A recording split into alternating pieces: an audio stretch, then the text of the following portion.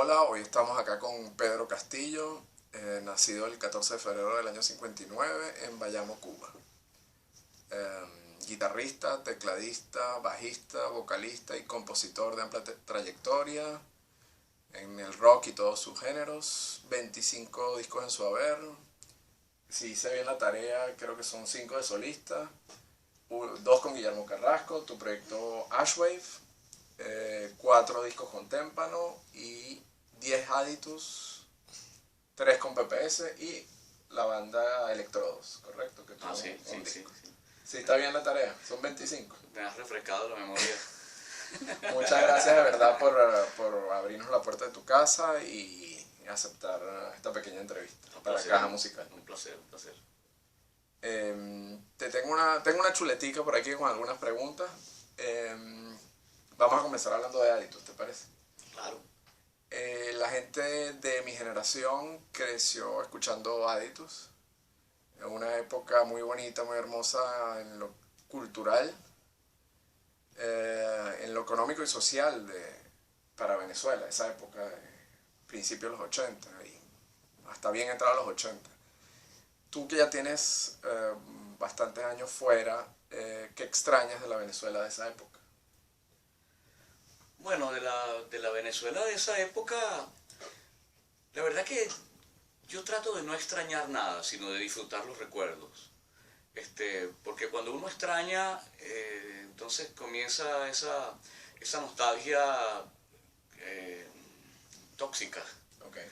Y yo prefiero tomar la nostalgia de la forma positiva. Y lo que he podido lograr es recordar y disfrutar. Y disfrutar los buenos momentos, los recuerdos. Y bueno, es inevitable a veces comparar con estos tiempos, que son diferentes. Pero es que los tiempos siempre cambian. Y los códigos de comunicación incluso son diferentes. E incluso para los creadores, haciendo un ejercicio elemental, un compositor, si lo hago yo mismo, pues te lo pongo de esta manera, yo no pudiese componer hoy en día las mismas canciones que componía hace 20 o 30 años o 15. Uno va cambiando, uno va evolucionando de cierta manera, pero básicamente uno cambia, todo cambia, los tiempos cambian. Hay algunas formas que se mantienen. Por ejemplo, tú te pones a ver Victoria, una canción de Aditus. Clásico de ustedes. Un clásico de nosotros. ¿Cuál sería la Victoria de la generación que vino después? Verónica, de los Caramelos de Cianuro. Okay. Era otra, quizás era otro beat, era otro groove, pero básicamente el fondo y la forma era lo mismo. Lo que pasa es que el código de transmisión era un poco diferente y le llegaba esa canción más a los contemporáneos, al público de Caramelo de Cianuro en ese entonces. Y ahí vamos, y así vamos.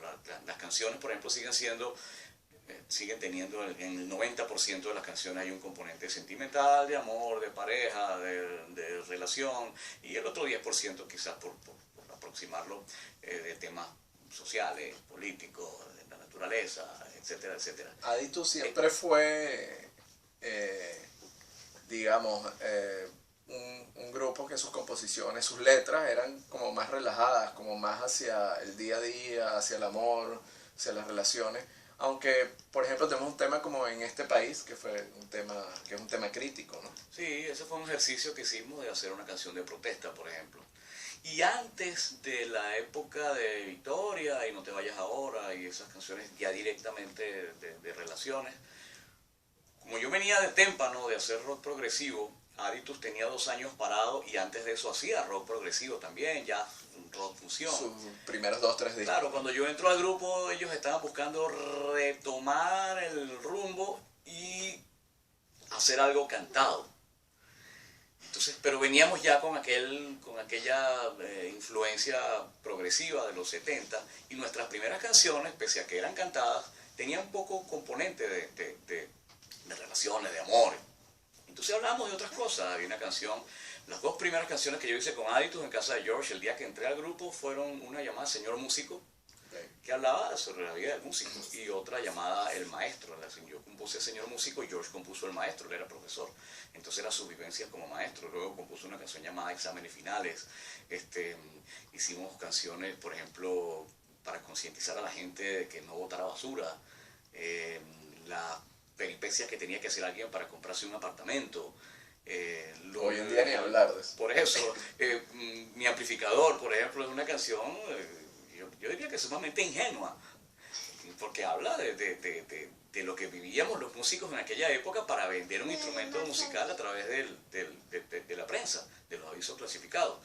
Y así íbamos, pues. Y disfrutamos mucho porque le componíamos básicamente a lo que nos daba la gana, a lo que nos provocaba.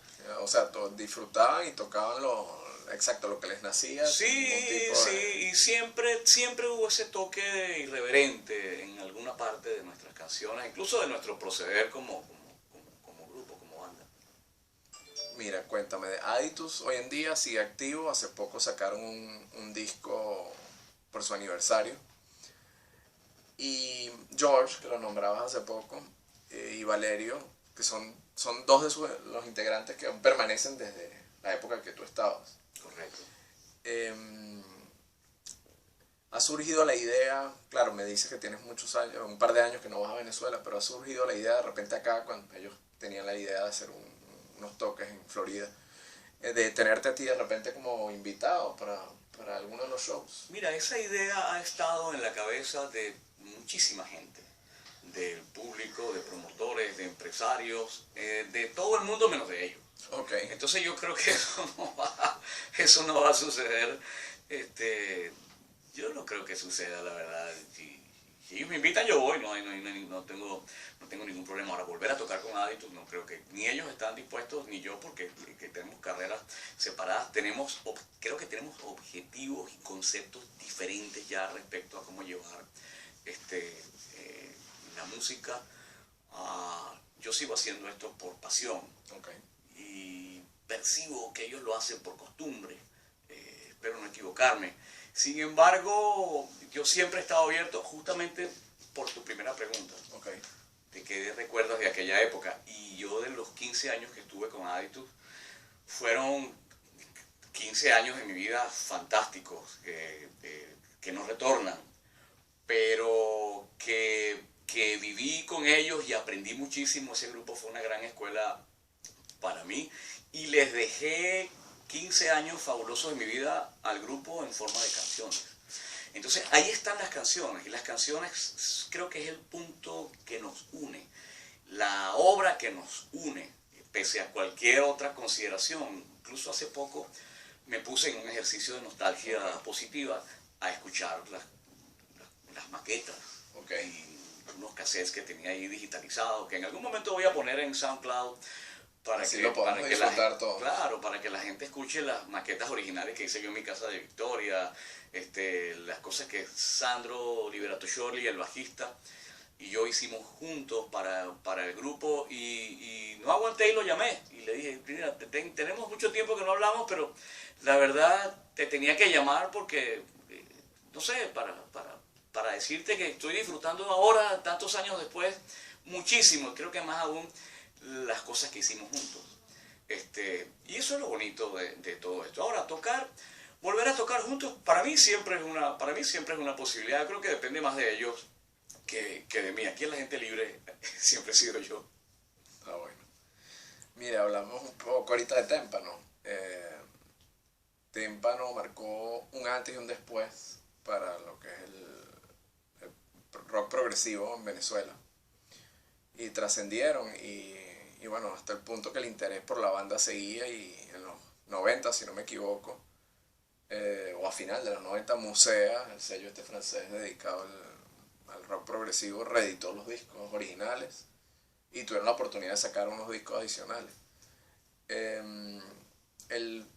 Uno de esos trabajos, el cuarto creo, solo salió en formato digital, y por ahí el otro día que conversábamos con Gerardo, nos comentaba que viene con disco nuevo ahorita.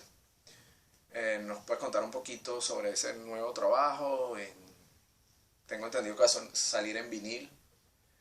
cuéntanos un poquito de lo nuevo de Sí, Témpano. va a salir en vinilo y el vinilo va a traer una tarjetita con un código para poder bajarlo. Digital. Los archivos digitales, sí. Okay. Sí, hasta ahora no sabemos si va a salir en CD. Probablemente sea, tengamos algún sitio donde si alguien quiere un CD se pueda mandar a hacer uno especialmente para ellos, así de uno en uno, pues. Pero digamos que la edición oficial va a ser en vinilo, ya está listo, ya está en la fábrica. Es cuestión de un par de meses que nos entreguen. Hablaremos en ese momento para comprar el mismo. Claro, que nos entreguen los discos. Y parece mentira, la última vez que estuvimos, o sea, un disco oficial de Témpano progresivo fue en el año 2000. Entre el año 2000 y el 2016 lo que hicimos fueron trabajos por encargo para una revista en Finlandia llamada Colossus. Entonces hicimos música, hicimos 2 suites separadas para ser incluidas en unos trabajos que ellos hacen y los edita Musea en Francia, donde ellos solicitan, se crean un concepto y en base a ese concepto invitan a 15, 20 bandas progresivas de todo el mundo para que cada una contribuya con una suite. Qué interesante. Entonces hicimos eso y lo agrupamos después en un trabajo llamado Memoria Selectiva, que es del que tú hablas, que está disponible solamente en digital, ¿no? en digital. Y después en Rusia decidieron sacarlo en físico. En físico, sí. Y, exótico eso, exacto, tan lejos, ¿no? Sí, y esos trabajos curiosamente fueron porque el requerimiento de la persona que nos pidió esas composiciones era que teníamos que usar solamente instrumentación de los 70. Okay. No podíamos usar sintetizadores digitales y nosotros fuimos un poco más allá. Y lo que hicimos fue grabarlo de la manera más rudimentaria posible. Entonces la batería, por ejemplo, fue grabada con 2 micrófonos. Okay. Y así lo hicimos. Para que tan rudimentario fue el trabajo que fui yo quien lo mezcló. Me lancé en esa que es un tarea titánica de intentar mezclarlo. Con un sonido muy 70. Muy 70, muy crudo. Sí, y esa fue la idea realmente. ¿Y qué tal fue la receptividad en Rusia? Pues muy buena, déjame decirte, y incluso los trabajos cuando salieron editados en los compendios donde fueron impresos como trabajo musical, la crítica especializada de aquella época pues recibió muy bien nuestro aporte. Pues. O sea que esperamos entonces sí, para este año. ¿Cómo no? En un par de meses. Y este disco tiene la particularidad de que es el primer trabajo, creo yo, de Témpano desde que nos reunimos de nuevo en el 98, que tiene pura música nueva, no tiene nada, porque a partir del 98 cuando nos reunimos nos dedicamos también a rescatar cosas de los 70 que habíamos compuesto y nunca habíamos grabado. Estaban engavetadas. Engavetadas. Hemos ido rescatando y todavía quedan cosas por rescatar. Pero este disco es hecho en base a música nueva. O sea que Témpano sigue, entonces por los momentos sigue activo. Sí, sigue cómo no. Lo que pasa es que cuando tú tienes un proyecto de este tipo, depende, pues por supuesto, del tiempo, la disponibilidad, cuando la cotidianidad te deja libre para crear, porque esto es algo que uno hace sencillamente por pasión, como llaman, por amor al arte, pues, porque esto nos produce y nos llena ese espacio que solamente este tipo de cosas puede rellenar en el alma, en el espíritu. Bueno, así son los creadores, ¿no? Así los es. músicos. De la alianza de Témpano con Musea salen unos proyectos individuales. Estaba Odrareg con Gerardo y en el caso tuyo nace Ashwave. Un disco que en lo particular a mí me gustó mucho, me parece un disco como oscuro en el sentido que refleja un momento muy particular del país. Hay un tema en especial, Tiburón, que es bien fuerte.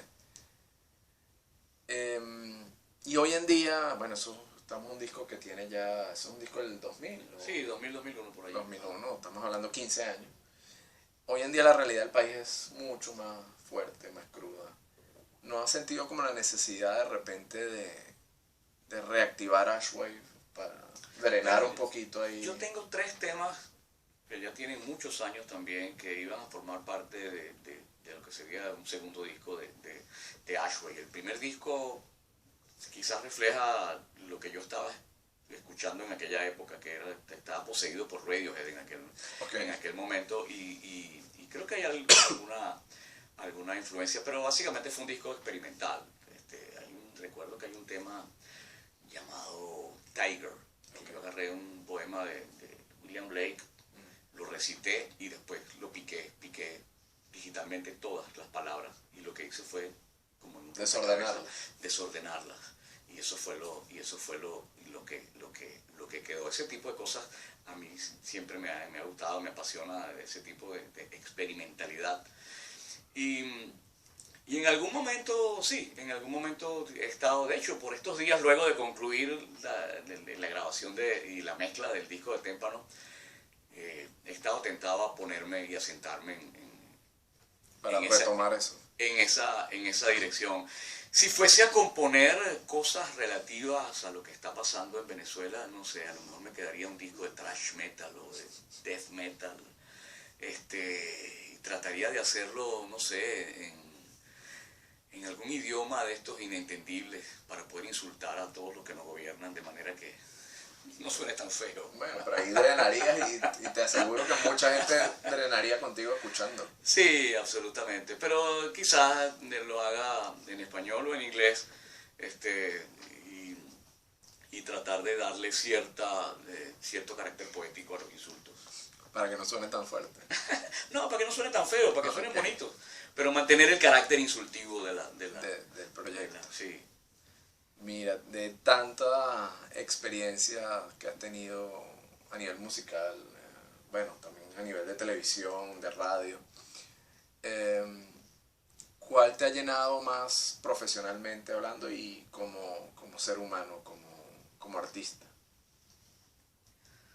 Yo no te podría decir cuál me ha llenado más a estas alturas, porque cada experiencia tiene su espacio y cada experiencia, parece mentira, sale a flote en algún momento de la vida. Yo tuve, por ejemplo, mi experiencia con PPS fue muy particular. Háblanos un poquito. Estando yo en Témpano, en el Témpano Progresivo, conocí a Pedro Pérez en la tienda de discos donde trabajaba en las vacaciones del colegio. Y le llevé a Pedro Pérez, encantado yo con lo que me proponía, se lo llevé a un ensayo de Témpano y decidimos armar PPS como un proyecto alterno de Témpano, pero que nadie se enterara porque era muy distinto. Era muy distinto, era New Wave. Cuando yo salgo de Témpano, el resto de mis compañeros decide que no va a estar en PPS y me quedo yo solo con Pedro Pérez. Entonces tuve que formar un nuevo grupo para continuar PPS. Y fueron unos años muy intensos, pero de mucho aprendizaje y que quizás fueron los años donde más tarima Mata de Coco donde más tarima agarramos, porque así como hacíamos Mata de Coco íbamos a hacer discotecas, recuerdo por ahí un show en sitios radicalmente opuestos, un programa que tenía RCTV, no sé si habrá sido Puerta Cerrada, que estuvieron ustedes. En Puerta Cerrada recuerdo a Aditus. Después estaba Fantástico, el show de Fantástico. En YouTube hay algo por ahí. Ahí sí hicimos varias cosas con Aditus, con PPS también. Pero más que todo lo hacíamos con Aditus porque ese era el canal de sonográfica. Los dos grandes canales, las dos grandes disqueras. Sí, sí.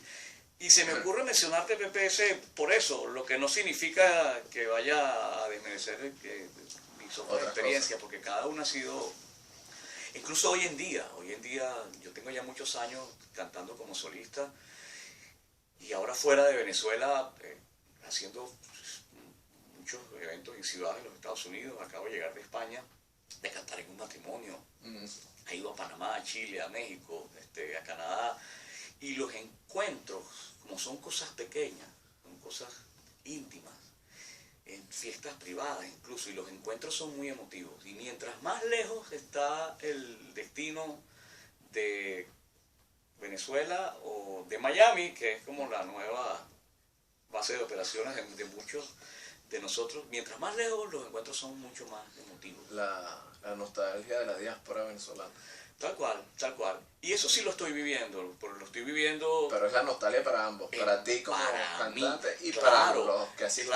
Claro, porque los encuentros hoy en día son, yo llego al sitio donde me contratan a cantar Y después que termino, soy el último que se va, me quedo hablando con todo el mundo, me quedo conversando, de ahí probablemente nos vayamos a casa de alguien a comer algo, que siempre alguien me invita, y estoy disfrutando todo esto de una manera diferente. Y te digo que los encuentros son muy cálidos y muy emotivos. Muy Sí. típico del venezolano. Así mismo. Y a mí la experiencia que me queda de todo esto es que esa diáspora que cada día va creciendo, lo que ha hecho, a diferencia de lo que muchos puedan pensar, lo que está haciendo es dejar el nombre de nuestro país y de nuestra forma de ser muy en alto en muchas partes del mundo. La labor de embajadores. Embajadores, tal cual tú lo dices, embajadores ante nuestros vecinos, ante nuestros compañeros de trabajo, ante la gente que tiene que ver con nosotros en nuestro círculo social, que ya no son venezolanos. He visto, yo de repente voy a tocar a un sitio y viene y me saluda una venezolana y me dice, mi esposo es mexicano. O un venezolano me dice, mi esposa es americana, pero le encanta la música de ustedes. Y ese tipo de cosas sucede cada vez más. A nivel... Te iba a hacer una pregunta ahí, pero ya me la respondiste. Pero te pregunto, a nivel de cuando te presentas, bien sea con Témpano, si te has presentado de manera individual, en locales, acá en Florida, en la Florida, ¿qué tal es la receptividad del público? ¿El público es verdad que básicamente vas el venezolano a verlos o el público latino en general es abierto para escuchar? No, no, en el caso mío particular y de muchos compatriotas que estamos fuera, cuando tú cantas es para los venezolanos. Básicamente El fuerte. Sí, en el caso, por supuesto, si hablas de un artista que se hizo famoso, un venezolano que se hizo famoso fuera, pues yo fui aquí a un concierto de Franco De Vita y había gente de toda Latinoamérica. En el caso nuestro, que fuimos conocidos en Venezuela, pues lo que esperamos es que vayan los venezolanos. Pues, y básicamente, en mi caso personal, estoy dirigido hacia los venezolanos. ¿Sí? Lo que te decía antes, quizás algún colombiano, alguna peruana, algún mexicano que conoce mis canciones porque su pareja hizo el trabajo. Que eso es muy de nosotros los venezolanos con respecto a las cosas. Estamos orgullosos de lo nuestro. Sí, por las que sentimos cierto afecto, cierto apego. Muchos extranjeros que tienen relación con venezolanos, ya sea sentimentales, familiares o de amistad, me dicen, no, es que yo tu música la conozco porque estos venezolanos se la pasan poniendo esas canciones. Está bueno. Y eso es bien bonito. Sí, es resaltar lo positivo, claro, como decimos al principio. Claro. Mira, una pregunta ahí, que es la última que te tenía, ¿no? ¿Tienes pensado volver algún día, aunque sea ya de viejito, a Venezuela para vivir allá, no? Mira, uno nunca sabe para dónde lo va a enviar el destino. Por lo pronto, estoy aquí y bueno, hasta hace 2 años iba, de estos 11 que tengo acá, yo iba a Venezuela casi 2 veces por mes a trabajar. La situación ahora, como es, los pasajes, la falta de... Bien sabido, la falta de, sí, de patrocinio a las empresas. No es como antes, entonces digamos, no viajo con tanta frecuencia, pero Venezuela es mi país, ¿qué te puedo decir? Yo a veces pienso, bueno, si regreso a Venezuela en el futuro, creo que sería más feliz en Mérida o en Barquisimeto. No sé si regresaría a Caracas, sinceramente. Demasiado despelote. Un clima muy bueno, pero demasiado caótico. Sí, es que ya ni el clima, la verdad, porque se ha vuelto muy caluroso. Y ya con este calor de aquí de Miami tengo suficiente. Pero si llegase a volver a Venezuela, me encantaría vivir en Barquisimeto o en Mérida. La verdad, no sé, mi esposa no está muy de acuerdo conmigo, ella dice que de Caracas no la saca nadie, pero yo sí, yo honestamente preferiría... Tú vienes de una familia de inmigrantes, o sea que te ha tocado 2 veces. Bueno, lo que pasa es que mis padres emigraron de Cuba antes que yo naciera. Ellos se fueron por otras circunstancias antes que llegase Fidel. Yo nací en el año que llegó Fidel Castro a Cuba. Y nací en Cuba porque mis padres, viviendo en Maracaibo, decidieron que, ay, para que él nazca en Cuba. ¿Te llevaron? O sea, naciste 30 días y regresé. Okay. Fíjate, eso no lo sabía, interesante. Entonces, ¿qué te puedo decir? Yo soy venezolano. O sea que yo no me puedo sentir cubano. Claro, y la inmigración, o sea, tus padres se fueron a Venezuela por otras razones. Por otras razones. Previas a Fidel. Nada que ver porque se fueron antes, porque se casaron en contra de la voluntad de mis abuelos. Okay. Entonces se vinieron a Venezuela. Porque, escapados. Pues. Sí, porque mi tío ya vivía en Venezuela y le dijo, no, vale, véngase para acá, esto está chévere. Y estuvo por muchos años. ¿Cómo no? Mi tío todavía sigue en Venezuela. Y mis padres sí emigraron ya acá a Miami hace ya como unos 15 años. Vieron la cosa y dijeron que esto se parece a lo de ella. Sí. Bueno, yo me crié en un hogar anticomunista, por supuesto, víctima de... Yo vi como mi mamá tuvo que sacar a mis abuelos de Cuba en el año 66. Todo lo que tuvo que hacer para sacarlos. Mis abuelos vinieron a vivir con nosotros. Y pues yo no fui protagonista, pero tengo cuentos de primera mano. Mi mamá escuchaba desde su casa las detonaciones producto de los fusilamientos ordenados por el Che Guevara, ese personaje que mucha gente saca orgullosa. Idolatra. En su franela, es un asesino. Era un asesino. Es lo mismo, son los extremos, sería como idolatrar a Hitler, sería lo mismo. Más o menos, exacto, sí, pero de manera tropical. Pero para unos hay verdugos buenos y para otros verdugos. Exactamente, así es. Bueno, mira, muchas gracias por la entrevista, nuevamente por permitirme estar acá. Esperamos pronto entonces escuchar ese material de Témpano. Y bueno, ojalá algún día se dé el reencuentro con Adictos, pero estoy seguro que aquí, en España, en Venezuela, muchísima gente estaría feliz de verte nuevamente con yo estaré encantado y estoy seguro que ellos también, una vez que vivan ese momento en la tarima, que se los digo yo, que ya me fui a Témpano y regresé. Ya tienes experiencia en eso. Vale, perfecto. Muchas gracias, Pedro. A ti, Ignacio, un placer. Gracias. Los escuchamos en Caja Musical.